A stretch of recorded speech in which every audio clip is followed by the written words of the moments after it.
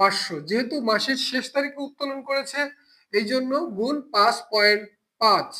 তাহলে মিস্টার শফিকের উত্তোলনের সুদের পরিমাণ দাঁড়াচ্ছে আমার 2,750 টাকা। 2,750 টাকা আমরা এখানে লিখছি 2,750 টাকা। মিস্টার রফিকের উত্তোলনের পরিমাণ ছিল এখানে উল্লেখ করে দেওয়া আছে, রফিকের উত্তোলনের পরিমাণ ছিল 4,000 টাকা।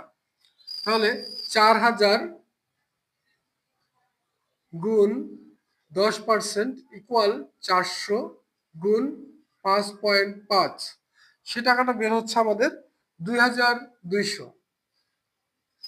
এবং মিস্টার আরিফের উত্তোলনের পরিমাণ ছিল 3,000 টাকা।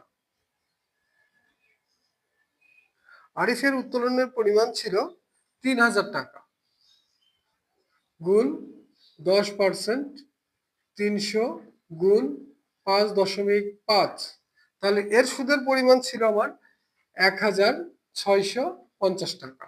আমরা উত্তোলনের সুদগুলোকে লিখছি 2,750 মিস্টার শফিক, মিস্টার রফিকের বের হয়েছে 2,200, আর মিস্টার আরিফের বের হয়েছে 1,650 টাকা।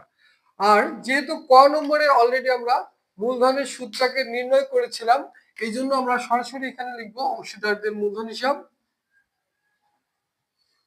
অংশীদারদের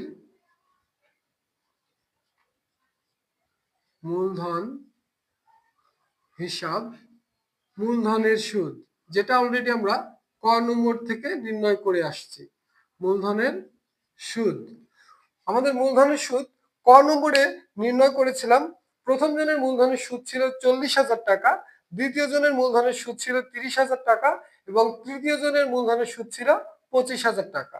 তাহলে 40,000, 30,000 এবং 25,000 তিনটাকে টোটাল করে আমাদের মোট উত্তোলনের সুদের পরিমাণ ছিল, মূলধনের সুদের পরিমাণ ছিল 95,000 টাকা। 95,000 টাকা। তাহলে মূলধনের সুদ যেটা অলরেডি আমরা ক থেকে নির্ণয় করেছিলাম, সেই টাকাটা, সম্পূর্ণ টাকাটা এখানে আমরা উল্লেখ করে দিয়েছি। আমরা এখানে ব্র্যাকেটের মধ্যে লিখে দিব ক হতে পাই, ক হতে পাই মূলধনের সুদ। আমাদের আর অন্য কোনো কাজ ছিল না, এখন ছিল মুনাফার বন্টন। এখন আমরা লিখছি আবারও অংশীদারদের মূলধন হিসাব। অংশীদারদের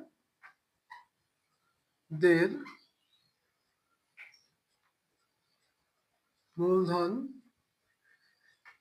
হিসাব, মুনাফার অংশ, মুনাফার অংশ। প্রথম জন ছিল মিস্টার শফিক।